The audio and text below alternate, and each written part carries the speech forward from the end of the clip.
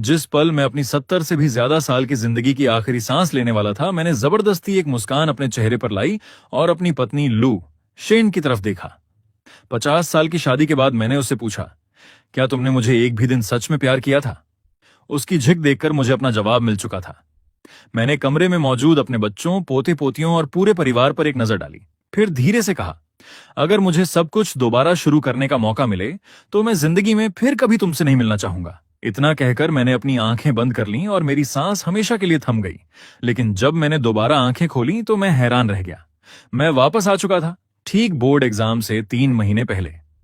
इस बार मैंने मन ही मन फैसला कर लिया था कि चाहे कुछ भी हो जाए, मैं लू शिन के करीब नहीं जाऊंगा। लेकिन अगले ही दिन एक ऐसी घटना हुई जिसकी मैंने कल्पना भी नहीं की थी। लू शिन हमारी क्लास में ट्रांसफर होकर आ गई और जिद करके मेरे बगल वाली सीट पर बैठ गई। मैंने बिना सोचे समझे अपनी कुर्सी थोड़ा दूर खिसका ली, जैसे उससे दूरी बनाना चाहता हूं। लेकिन उसने अचानक मेरा कॉलर पकड़ लिया और शरारती मुस्कान के साथ बोली, चेनान, पिछली जिंदगी में तुम इतनी जल्दी क्यों मर गए? जो सवाल तुमने मुझसे पूछा था उसका जवाब तो मैंने अभी तक दिया ही नहीं। उसकी बात सुनकर मेरा दिल जोर से धड़क उठा। क्या सच में वो भी पुनर्जन्म लेकर आई है? शायद मरते वक्त मेरी आखिरी इच्छा इतनी प्रबल थी कि मुझे सच में दूसरा मौका मिल गया। मैंने अपने जवान शरीर को महसूस किया और क्लास में बैठे उन सहपाठियों को देखा जो बड़े ध्यान से पढ़ाई कर रहे थे। अब मुझे यकीन हो गया था, ये कोई सपना नहीं था। चूंकि भगवान ने मुझे दूसरी जिंदगी दी है, तो इस बार मैं लू शिन के करीब कभी नहीं जाऊंगा। पिछली जिंदगी में लू परिवार की कंपनी मुश्किलों से गुजर रही थी। तब लू परिवार ने हमारे चेन परिवार के सामने शादी का प्रस्ताव रखा था। ग्रेजुएशन के बाद मैंने परिवार के कहने पर पारिवारिक बिजनेस संभाला और धीरे धीरे अपने पिता की जगह ले ली। लू शिन बेहद खूबसूरत और समझदार थी। मेरे पिता हमारे रिश्ते से बहुत खुश थे और मैं भी उससे शादी करके बेहद खुश था। लेकिन मुझे तब नहीं पता था कि लू शिन पहले से किसी और से प्यार करती थी। उसके परिवार ने जबरदस्ती उन दोनों को अलग कर दिया और उसकी शादी मुझसे करवा दी। यही वजह थी कि शादी के बाद वह कभी खुश नहीं रही। मैंने उसे खुश करने के लिए हर मुमकिन कोशिश की, उसकी हर जरूरत पूरी की, उसका हर ख्याल रखा। लेकिन बदले में मुझे कभी उसकी तरफ से एक सच्ची मुस्कान भी नहीं मिली। इसीलिए मरने से पहले मैंने उससे पूछा था, 50 साल में क्या तुमने मुझे एक भी दिन प्यार किया था? और उसकी चुप्पी ने साबित कर दिया कि 50 साल भी उसके दिल को बदल नहीं पाए। इसलिए इस जन्म में मैं उससे दूर ही रहूंगा। हालांकि मैं लू परिवार और अपने परिवार के बिजनेस के बीच होने वाले सहयोग में दखल नहीं दूंगा, क्योंकि मुझे पता है कि आने वाले कुछ सालों में लू परिवार की कंपनी उम्मीद से कहीं ज्यादा बड़ी बनने वाली है और हमारा परिवार भी उससे बहुत फायदा उठाएगा। साझेदारी में कोई बुराई नहीं है, लेकिन अपनी बेटी की तरह किसी को सौंपने की जरूरत नहीं पड़ेगी। इस बार मेरा लक्ष्य सिर्फ एक है, पढ़ाई। पिछले जन्म का अधूरा सपना पूरा करना। पिछली जिंदगी में मैं जोंगबेन यूनिवर्सिटी में दाखिला नहीं ले पाया था और वही मेरी सबसे बड़ी कमी बन गई थी। इसलिए इस बार मैं पूरी मेहनत करना चाहता था। साथ ही 50 सालों में जो अनुभव और ज्ञान मैंने हासिल किया है, उसकी मदद से मैं अपने पिता का सपना पूरा करूंगा। हमारी कंपनी के प्रोडक्ट्स को इंटरनेशनल मार्केट तक पहुंचाऊंगा। उसके बाद बोर्ड एग्जाम से पहले के 3 महीनों में मैं दिन रात पढ़ाई में जुट गया। मेरे सहपाठी मुझे देखकर हैरान थे। एक दोस्त ने मजाक में कहा, क्या बात है भाई, अब ना ब्रेक में बास्केटबॉल खेलते हो, ना वॉशरूम में जाकर स्मोक करते हो।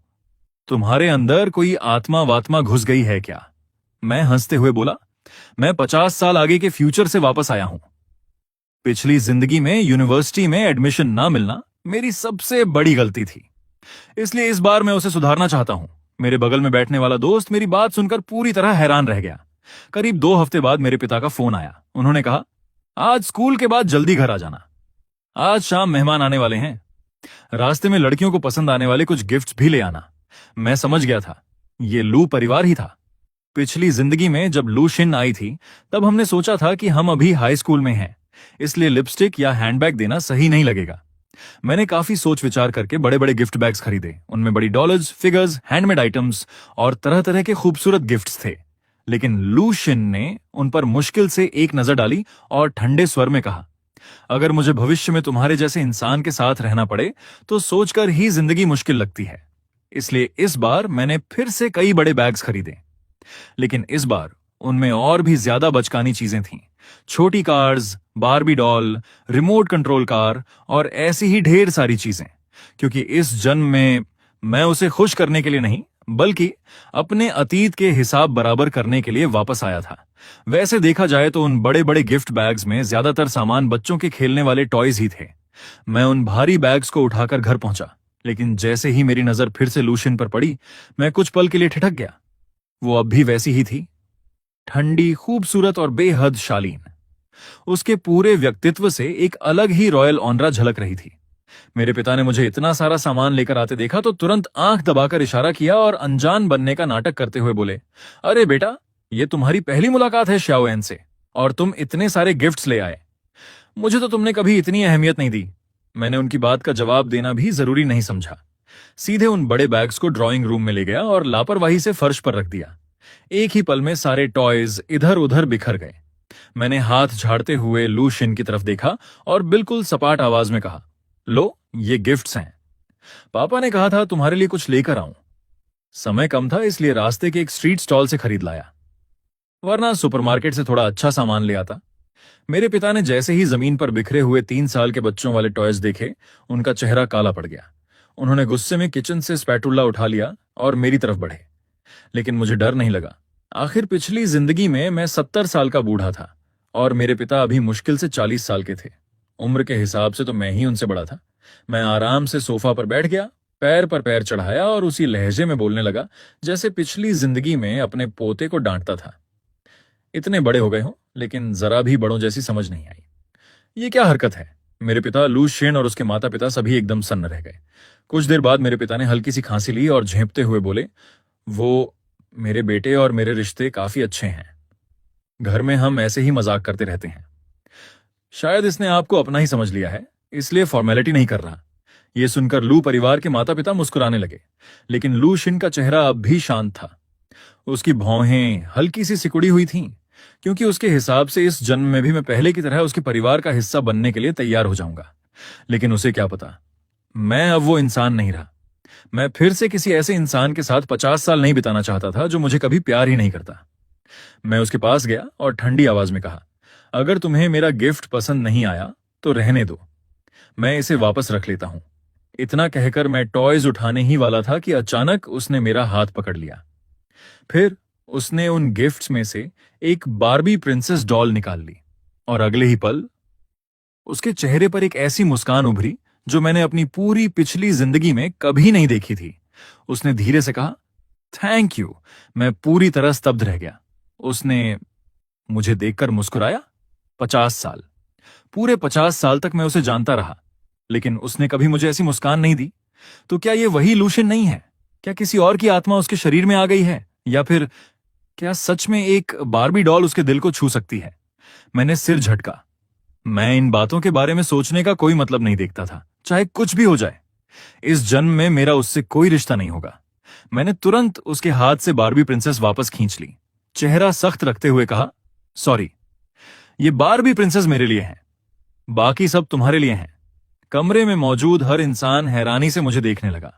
मेरे पिता तो बिना झिझक बोले, लगता है आज ये लड़का सच में बीमार हो गया है, क्योंकि आज मेरा व्यवहार वाकई अजीब था।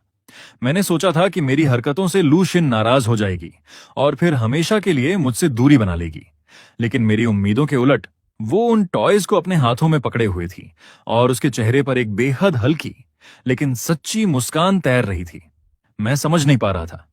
पिछली जिंदगी में मैंने उसे लाखों युएन के गिफ्ट्स दिए थे, करोड़ों युएन के ज्वेलरी सेट्स, लग्जरी बैग्स और महंगे एक्सेसरीज दिए थे, लेकिन उसने कभी मुझे 2 शब्द तक नहीं कहे। और आज सिर्फ बच्चों वाले टॉयज देखकर वो मुस्कुरा रही थी। क्या उसका असली प्यार सच में बच्चों के टॉयज थे, या फिर इसके पीछे कोई और राज छिपा था? मैं उसे बिल्कुल समझ नहीं पा रहा था। फिर डिनर शुरू हुआ। दोनों परिवार बार बार हमें करीब लाने की कोशिश कर रहे थे, लेकिन मैं पूरे समय उदासीन बना रहा। लू शिन भी ज्यादा बात नहीं कर रही थी, हालांकि मैं जानता था कि उसके दिल में पहले से कोई और बसा हुआ है। उसका एक बचपन का दोस्त था जो उससे 1 साल छोटा था। पिछली जिंदगी में मैंने सुना था कि हाई स्कूल खत्म होने के बाद लू शिन उसी लड़के से अपने प्यार का इजहार करने वाली थी, लेकिन मेरी मौजूदगी ने उनकी कहानी बीच में ही तोड़ दी। इसलिए इस जन्म में मैं सच में चाहता था कि दोनों एक हो जाएं।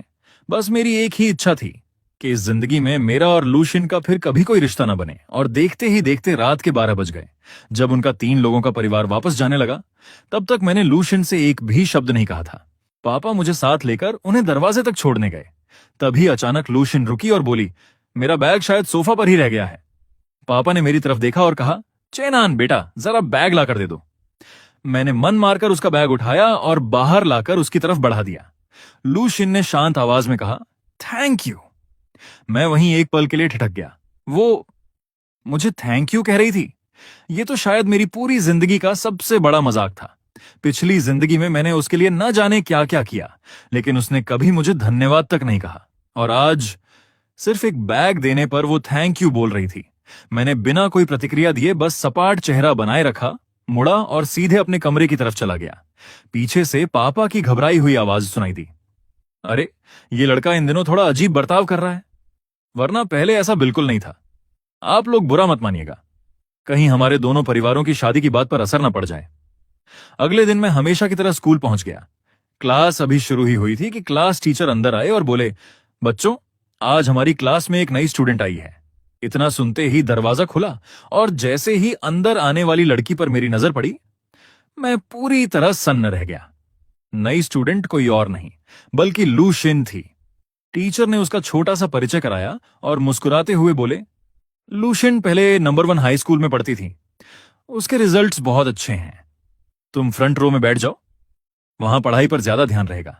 लेकिन लूशिन ने धीरे से सिर हिला दिया, फिर बिना झिझक सीधे मेरी तरफ बढ़ने लगी। पूरा क्लास उसे देख रहा था। वो मेरी डेस्क के पास आकर रुकी और विनम्र आवाज में बोली, फिर से मिल रहे हैं, क्या मैं तुम्हारे बगल में बैठ सकती हूं? मैं कुछ सेकंड तक उसे देखता ही रह गया। मैंने जवाब नहीं दिया। तब उसने दोबारा पूछा, चेनान, क्या मैं यहां बैठ सकती हूं? टीचर भी जल्दी से पास आ गए और बोले, लूशिन, चेनान के साथ मत बैठो। ये हमारी क्लास का सबसे कमजोर स्टूडेंट है। तुम क्लास मॉनिटर के साथ बैठो। वो पूरे स्कूल में फर्स्ट रैंक लाता है। तुम दोनों साथ पढ़ोगे तो एक दूसरे की मदद कर पाओगे। ये सुनकर मुझे बिल्कुल भी बुरा नहीं लगा, क्योंकि सच तो यही था। पिछली जिंदगी में मैं वाकई पढ़ाई में बहुत पीछे था, लेकिन लूशिन ने टीचर की बात विनम्रता से ठुकरा दी। थैंक यू सर, लेकिन मैं चेनान के साथ बैठना चाहती हूं। मैं उसे जानती हूं। टीचर की भौहें सिकुड़ गईं। उन्होंने मेरी तरफ देखा और गंभीर आवाज में कहा, चेनान, उसकी पढ़ाई में कोई बाधा मत डालना। लूशिन में टॉपर बनने की पूरी क्षमता है। तुम्हारे रिजल्ट्स और उसके रिजल्ट्स की कोई तुलना ही नहीं है। मुझे अच्छी तरह याद था, पिछली जिंदगी में लूशिन स्कूल टॉपर नहीं बन पाई थी। उसे तीसरी रैंक मिली थी और उसकी वजह भी मैं ही था, क्योंकि उसी दौरान उसे पता चला था कि उसके परिवार ने उसकी शादी मेरे परिवार से तय कर दी है। उसका बचपन का प्यार उससे छिन गया और इसी सदमे में उसकी पढ़ाई प्रभावित हो गई थी। इसलिए टीचर उसे किसी खजाने की तरह संभाल रहे थे।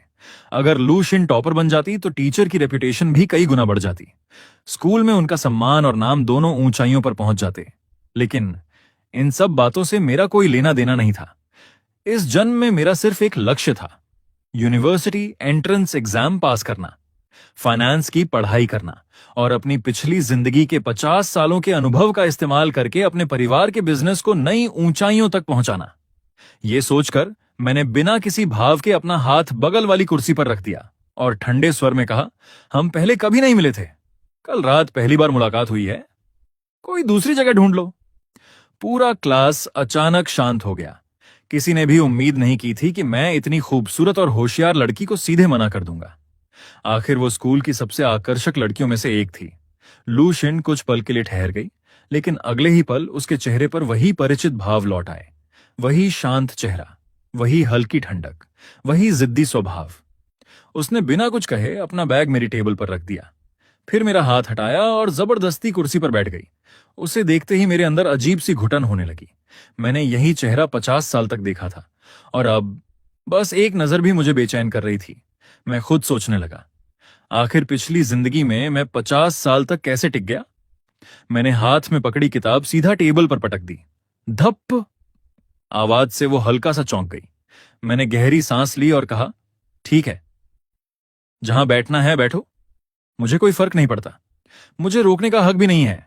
इतना कहकर मैंने अपना बैग उठाया, अपनी किताबें समेटी और सीधे क्लास के उस कोने की तरफ बढ़ गया जहां डस्टबिन रखा रहता था। वहां सालों से जमा कूड़े की वजह से हल्की बदबू आती रहती थी। एक खाली सीट थी, लेकिन उस पर आमतौर पर विंटर की पुरानी चीजें रखी रहती थीं। मैंने उन सामानों को एक तरफ किया, अपना बैग रखा, फिर नीचे पड़ा बास्केटबॉल उठाया और क्लास के पीछे खिड़की के पास बैठे बास्केटबॉल गैंग की तरफ इशारा किया। उन्होंने मेरी तरफ देखा, फिर मुस्कुराए और बिना कुछ बोले समझ गए। अगले ही पल हम सब क्लास छोड़कर बास्केटबॉल खेलने निकल पड़े। उधर क्लासरूम में प्रिंसिपल टीचर की गूंजती हुई आवाज लगातार सुनाई दे रही थी। लेकिन सच कहूं, मेरा सुबह की क्लासेस अटेंड करने का बिल्कुल मन नहीं था, इसलिए मैं पूरे मॉर्निंग सेशन में अपने दोस्तों के साथ बास्केटबॉल खेलता रहा। दोपहर तक कई मैचेस हो चुके थे। आखिरी मैच खत्म होने के बाद मैं ठंडा पानी खरीदने जा ही रहा था कि अचानक मेरे सामने एक परछाई आकर रुकी। मैंने ऊपर देखा, वो लू शिन थी। उसने मेरी तरफ पानी की एक बोतल बढ़ाते हुए कहा, यह तुम्हारे लिए है, कोल्ड वाटर मत पीना। स्पोर्ट्स खेलने के बाद आइस वाटर पीना शरीर के लिए अच्छा नहीं होता। पास खड़े मेरे कुछ दोस्त हमें देखकर शरारती अंदाज में मुस्कुराने लगे। एक बोला, वाह भाई चेनान, ये रूप तो पहले कभी नहीं देखा था, काफी चार्म है तेरे अंदर। दूसरा हंसते हुए बोला, और देखो भाई, सीधा नॉर्मल वाटर लेकर आई है, कितना केयर करती है तेरी। हम लोगों को भी कभी कोई ऐसी बोतल दिलवा दे। मैंने उन्हें घूर कर देखा और कहा, बकवास बंद करो, अगली बार ज्यादा बोले ना तो सीधा डंक मारूंगा तुम्हारे सिर पर। मेरी हाइट लगभग 180 सेंटीमीटर थी। ऊपर से मैं स्कूल बास्केटबॉल टीम का सदस्य भी था, इसलिए डंक करना मेरे लिए कोई बड़ी बात नहीं थी। इसके बाद मैं लूशिन की तरफ मुड़ा। मेरे चेहरे के भाव फिर से ठंडे हो गए। मैंने शांत लेकिन दूरी बनाए रखने वाले लहजे में कहा, थैंक यू, लेकिन मुझे कोल्ड वाटर पीने की आदत है। लेन क्लासमेट, हमारे परिवारों के बीच बिजनेस पार्टनरशिप है, यह बात अपनी जगह है, लेकिन मेरे पापा ने जो मैरिज अलायंस की बात कही थी उसे भूल जाओ। मुझे पता है तुम्हारा एक बचपन का दोस्त है जिसके तुम बहुत करीब हो और तुम उससे सच में प्यार करती हो, और जहां तक मेरी बात है, मुझे भी तुम में कोई दिलचस्पी नहीं है, इसलिए हमें एक दूसरे को जानने की जरूरत नहीं है। मैं खुद पापा से बात कर लूंगा, इससे दोनों परिवारों के बिजनेस पर कोई असर नहीं पड़ेगा, यही हम दोनों के लिए सबसे अच्छा है। इतना कहकर मैंने बॉटल वापस उसकी तरफ बढ़ा दी, फिर बास्केटबॉल उठाया और बिना पीछे देखे वहां से चला गया। आखिर पिछली जिंदगी की तरह उलझकर, दर्द में जीकर और अधूरी इच्छाओं के साथ मरने से बेहतर था कि शुरुआत में ही साफ सीमा खींच दी जाए। हमारा स्कूल घर से ज्यादा दूर नहीं था, बस करीब 20 मिनट का रास्ता था, इसलिए मैं अक्सर लंच ब्रेक में घर जाकर खाना खाता और थोड़ा आराम कर लेता था। जब मैं बस स्टॉप पर पहुंचा और बस में चढ़ने ही वाला था, तभी पीछे से तेज कदमों की आवाज आई। मैंने पलट कर देखा। लूशिन भागते हुए मेरी तरफ आ रही थी। उसका चेहरा भावनाओं से भरा हुआ था। वो सीधे मेरे सामने आकर रुक गई और मेरी कलाई पकड़ ली। मुझे लगा वो गुस्से में है, क्योंकि मैंने अभी अभी उसका दिया हुआ पानी लौटा दिया था। पिछली जिंदगी में भी वो ऐसी ही थी, शादी के बाद से लेकर मेरी 70 साल की उम्र तक। जब भी मैं उसकी किसी बात से असहमत होता या उसकी इच्छा के खिलाफ कुछ करता, वो तुरंत नाराज हो जाती थी। लेकिन इस जन्म में वो न मेरी पत्नी थी, न मेरा प्यार, और न ही कोई ऐसा रिश्ता था जिसके लिए मैं हमेशा झुकता रहूं। मैंने हाथ छुड़ाने की कोशिश की, लेकिन हैरानी की बात यह थी कि उसकी पकड़ अचानक और मजबूत हो गई। अगले ही पल उसने मुझे बस स्टॉप की दीवार से लगा दिया। उसके दोनों हाथ मेरे कंधों पर टिके हुए थे और वो हल्के से अधिकार जताने वाले अंदाज में बोली, चेनान, क्या तुम्हें लगता है कि सिर्फ तुम ही रीबर्थ लेकर लौटे हो? अगर तुम ऐसे ही मेरे साथ बर्ताव करते रहे तो क्या मैं तुम्हारे पापा के पास जाकर यह शिकायत करूं कि तुम अपनी होने वाली पत्नी के साथ बुरा व्यवहार कर रहे हो? उसकी बात सुनते ही मेरा दिमाग एकदम खाली हो गया। ऐसा लगा जैसे पूरी दुनिया रुक गई हो। मेरे मन में हजारों विचार एक साथ घूमने लगे। कुछ देर बाद जाकर मैं खुद को संभाल पाया। तो लू शिन भी रीबर्थ लेकर वापस आई है? मुझे चुप देखकर उसने आगे कहा, चैन आन, मैं तुम्हारी पत्नी हूं। पिछली जिंदगी में हम 50 साल तक साथ रहे और उन 50 सालों में तुमने कभी मुझ पर आवाज तक ऊंची नहीं की। लेकिन इस जन्म में, कल से लेकर आज तक, तुम कितनी बार मुझ पर गुस्सा हो चुके हो। उसकी आंखों में आंसू थे, चेहरे पर शिकायत साफ दिखाई दे रही थी। मैंने भौहें सिकोड़ लीं। अब इसमें कोई शक नहीं था, वो भी सच में रीबर्थ लेकर वापस आई थी। लेकिन कल से लेकर अब तक उसका व्यवहार मुझे समझ नहीं आ रहा था। क्योंकि वो बिल्कुल भी उस पुरानी लूशिन जैसी नहीं थी। वही लूशिन जो पूरी जिंदगी मेरे प्रति बर्फ की तरह ठंडी रही। असल में पिछली जिंदगी की लूशिन एक बिजनेस क्वीन थी। उम्र बढ़ने के बाद भी पूरे घर की मुखिया वही थी। लोग उसे कोल्ड मैडम कहकर बुलाते थे। बिजनेस वर्ल्ड में उसका प्रभाव मुझसे कहीं ज्यादा था। वो चाहे कितनी भी तकलीफ में हो, कभी किसी के सामने शिकायत नहीं करती थी। और तो और मेरे सामने भी उसने कभी अपनी कमजोरी नहीं दिखाई। लेकिन आज वो मेरे सामने लगभग रोने वाली थी। ये सब मेरी समझ से बाहर था। मैंने ज्यादा सोचने की कोशिश नहीं की, क्योंकि अब हम दोनों ही दोबारा लौट चुके थे। तो बेहतर यही था कि हर इंसान अपने अपने पछतावे खुद ठीक करे। पिछली जिंदगी में उसका बचपन का प्यार उससे छीन लिया गया था। परिवार ने उसे जबरदस्ती मुझसे शादी करने पर मजबूर कर दिया और उसने पूरी जिंदगी दुख में गुजारी। वहीं दूसरी तरफ मैंने ऐसी औरत से शादी की जिसने मुझे कभी प्यार ही नहीं किया, और मेरे पिता कंपनी के कामों का बोझ उठाते उठाते थककर इस दुनिया से चले गए। शायद इस जन्म का मकसद यही था कि हम दोनों अपनी अपनी अधूरी कहानियों को एक नया अंत दे सकें। आखिरकार मेरी किस्मत में यही लिखा था कि मैं अपनी पिछली जिंदगी में आंखें पूरी तरह बंद किए बिना ही मर जाऊं और अपने पिता की आखिरी ख्वाहिश भी पूरी न कर पाऊं। वो सपना जिसे उन्होंने पूरी जिंदगी सीने से लगाकर रखा था, हमारी कंपनी के प्रोडक्ट्स को पूरी दुनिया तक पहुंचाना, उन्हें इंटरनेशनल ब्रांड बनाना। ये अफसोस मेरे दिल में हमेशा के लिए रह गया। मैंने लूशिन की तरफ देखा और गंभीर आवाज में कहा, लूशिन, चूंकि तुम भी रीबर्थ लेकर वापस आई हो तो ये और भी अच्छी बात है। इस जन्म में मैं तुम्हारे और तुम्हारे बचपन के दोस्त के बीच कभी नहीं आऊंगा।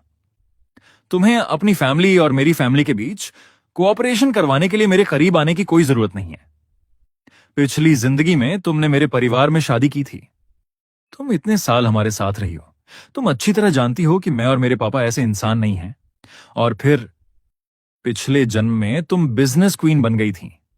तुम्हारी क्षमता इतनी थी कि मेरी फैमिली की मदद के बिना भी तुम दोबारा उसी ऊंचाई तक पहुंच सकती हो। इतना कहने के बाद मैंने गहरी सांस ली। आखिर मैंने इस औरत से पूरे 50 साल प्यार किया था। उसे जाने देना आसान नहीं था। दिल के किसी कोने में अब भी दर्द था। लेकिन जिस निराशा के साथ मैं पिछली जिंदगी में मरा था, उसके बाद अब मैं उससे दोबारा प्यार नहीं कर सकता था। मैं मुड़कर जाने ही वाला था कि तभी एक तेज आवाज के साथ फ्लेम स्टाइल वाली मोटरसाइकिल हमारे सामने आकर रुकी। बाइक चलाने वाले लड़के ने अपने सनग्लासेस उतारे और मुस्कुराते हुए लूशिन से कहा, मैं तुम्हें लेने आया हूं, लेकिन तुमने स्कूल क्यों बदल लिया? सच कहूं तो अब मुझे तुम्हें लेने आने में रोज आधा घंटा एक्स्ट्रा लग जाता है। मैंने उस लड़के को पहचान लिया। वो था वांग जितेंग, लूशिन का बचपन का दोस्त, उसका पहला प्यार। उसके पिता की इलेक्ट्रॉनिक्स फैक्ट्री कभी काफी मशहूर थी, लेकिन बाद में बिजनेस में भारी नुकसान हुआ। फैक्ट्री धीरे धीरे ठप पड़ने लगी। हालांकि उनकी आर्थिक स्थिति अभी भी आम लोगों से कहीं बेहतर थी, क्योंकि उसके पिता फैक्ट्री की परेशानियों में उलझे रहते थे। इसलिए वांग जितिंग पर ध्यान कम होता गया। धीरे धीरे वो कुछ आवारा लड़कों के साथ घूमने लगा। उसका पहनावा बदल गया, उसका व्यवहार बदल गया और लोग उसे फ्लेम बॉय या स्ट्रीट राइडर कहकर बुलाने लगे। लेकिन एक बात कभी नहीं बदली, वो हमेशा लूशिन का ख्याल रखता था। उसने कभी उसे अपनी बुरी आदतों में शामिल नहीं किया। शायद यही वजह थी कि लूशिन उसे कभी भूल नहीं पाई। भले ही वो एक मोटरसाइकिल चलाने वाला बदनाम लड़का बन गया हो, लेकिन उसने कभी लूशिन को नुकसान नहीं पहुंचाया, न ही उसे गलत रास्ते पर ले गया। उस समय मैं वांग जितेंग को अच्छी तरह नहीं जानता था, और सच कहूं मुझे जानने में कोई दिलचस्पी भी नहीं थी। मैंने बस एक नजर उसकी तरफ डाली और बिना कुछ कहे वहां से चल पड़ा। पीछे से मुझे लूशिन के पैर पटकने की आवाज सुनाई दी। फिर उसकी नाराज आवाज गूंजी, चेन आन, तुम बहुत बुरे इंसान हो। मैं चलते चलते रेड लाइट पर रुक गया और पता नहीं क्यों अनजाने में पीछे मुड़कर देख लिया। मैंने देखा लूशिन आखिरकार वांग जितेंग की मोटरसाइकिल पर बैठ चुकी थी। उस पल मेरे दिल में उसके लिए बची हुई आखिरी उम्मीद भी खत्म हो गई। आखिरकार वो उसी इंसान के पास लौट गई थी जिसे वो सच में चाहती थी। मैंने आसमान की तरफ देखा। दोपहर का सूरज सिर के ऊपर चमक रहा था, इतना तेज कि मेरी आंखों से आंसू बह निकले। मैं मन ही मन हंस पड़ा। शायद सच ही कहते हैं, समय के साथ पैदा हुआ प्यार, साथ बिताई गई पूरी जिंदगी, ये सब कभी कभी एक भ्रम से ज्यादा कुछ नहीं होता। मैंने अपना दिल उसे पूरे 50 साल दिया, लेकिन आज दोबारा जिंदगी मिलने के बाद भी मेरे 50 साल उसके बचपन के प्यार के सामने कुछ भी नहीं निकले। घर लौटने के बाद मैंने कुछ दिनों की छुट्टी ले ली। मैं अब स्कूल में लूशियन का सामना नहीं करना चाहता था। पापा मुझसे बहुत नाराज हुए, लेकिन वो मेरे सामने ज्यादा देर टिक नहीं पाए। आखिर मेरी माँ बहुत पहले इस दुनिया को छोड़ चुकी थी और मैं उनका इकलौता बेटा था, इसलिए पापा अक्सर मेरी जिद मान ही लेते थे। कुछ दिन आराम करने के बाद मैंने पापा से कहा, पापा मैं स्कूल बदलना चाहता हूं। उन्होंने हैरानी से मेरी तरफ देखा। क्या? अब तो बोर्ड एग्जाम आने ही वाला है, ऐसे समय स्कूल क्यों बदलना चाहते हो? और तुम्हारी मंगेतर, वो तो सिर्फ तुम्हारे लिए नंबर 1 हाई स्कूल छोड़कर तुम्हारी क्लास में आई है। अगर तुम स्कूल छोड़ दोगे तो उसका क्या होगा? मैंने हल्का सा हाथ हिलाया और कहा, पापा मैंने कभी इस रिश्ते को स्वीकार ही नहीं किया। मैंने पहले भी कहा था, मैं उससे प्यार नहीं करता और उसके दिल में कोई और है, वो मैं नहीं हूं। प्यार जबरदस्ती नहीं कराया जा सकता। अगर आप फिर भी जिद करेंगे तो मैं मां के पास चला जाऊंगा। मेरी मां का नाम लेना हमेशा असरदार साबित होता था। इस बार भी पापा तुरंत हार मान गए। उन्होंने लंबी सांस छोड़ी, फिर बोले, ठीक है ठीक है, पहले शांत हो जाओ, मैं तुम्हारे लिए दूसरी स्कूल ढूंढ देता हूं। मैं मुस्कुराया और उनके कंधे पर हाथ रखा। यही तो मेरे अच्छे पापा हैं। चिंता मत करो, स्कूल बदलने के बाद आपका बेटा एक बड़ी यूनिवर्सिटी में एडमिशन लेगा, फिर फाइनेंस की पढ़ाई पूरी मेहनत से करेगा और वापस आकर आपका बिजनेस संभालेगा। ऊपर आसमान से मां भी हमें आशीर्वाद देंगी, ताकि पिता और बेटा मिलकर हमारे परिवार को नई ऊंचाइयों तक ले जा सकें। पापा मेरी बातें सुनकर इतने भावुक हो गए कि उन्होंने मुझे कसकर गले लगा लिया। उनकी आंखों से आंसू बहने लगे और वो काफी देर तक रोते रहे। लेकिन अगले ही दिन उन्होंने मुझे धोखा दे दिया। सुबह सुबह लूशियन सीधे हमारे घर आ पहुंची।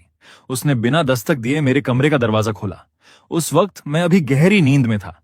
अचानक तेज रोशनी आंखों पर पड़ी तो मेरी नींद खुल गई। मैंने उनींदी आंखों से देखा।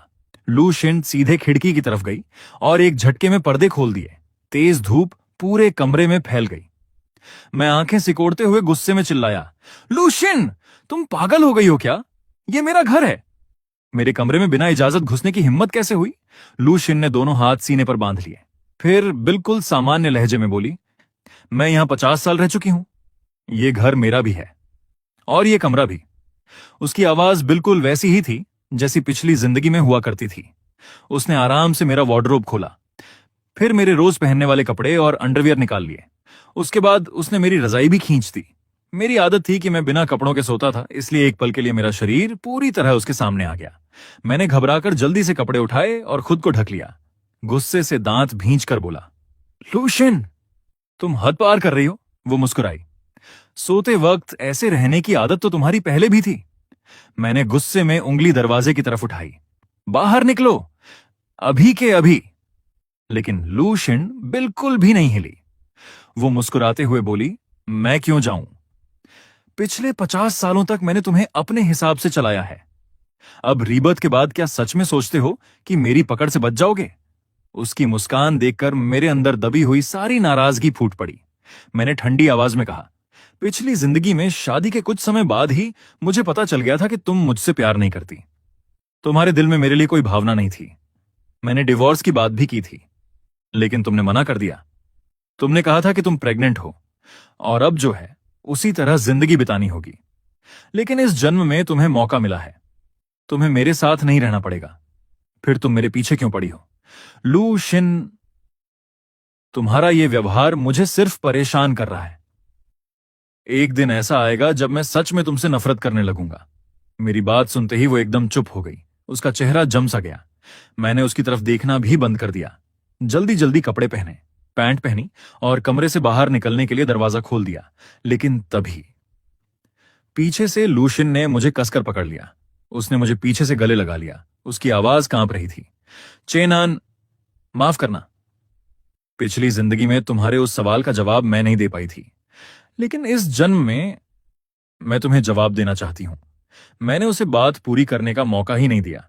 धीरे से उसका हाथ हटाया और कहा, अब इसकी जरूरत नहीं है। मरने से ठीक पहले मुझे जवाब मिल चुका था। मैंने तुम्हें 50 साल प्यार किया है।